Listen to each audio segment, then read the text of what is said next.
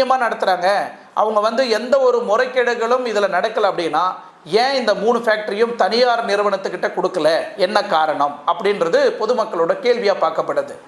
இதை டார்கெட் பண்ணி அமலாக்கத்துறை என்ன பண்ணுறாங்கன்னா, செந்தில் பாலாஜியோட நியராக இருக்கக்கூடிய ஃப்ரெண்ட்ஸுங்க வீட்டுங்களுக்கெல்லாம், மீன்ஸ் கரூர் சைடு ஆகட்டும், இல்லை திருச்சி சைடு ஆகட்டும், சென்னை சைடு ஆகட்டும், இல்லை திருவண்ணாமலை சைடு ஆகட்டும், இல்லை எந்தெந்த மாவட்டத்தில் அவருக்கு நெருக்கமாக இருக்கக்கூடிய நண்பர்களை தனியாக லிஸ்ட் எடுத்து டார்கெட் பண்ணி ட்ராப் பண்ணி அவங்க எல்லார் வீட்டிலையும் மார்னிங் 4 மணிக்கெல்லாம் போய், காலை 4 மணிக்கெல்லாம் போய் அமலாக்கத்துறை போய் காத்துட்ருக்குறாங்க. எப்படா வீட்டுக்குள்ளே வருவான் மாட்டுவான் அப்படின்னு எல்லார் வீட்டு சைட்லேயும் ஒரு போலீஸ் வேனு ஒரு அமலாக்கத்துறை போய் உட்காந்து காத்துட்ருக்குறாங்க.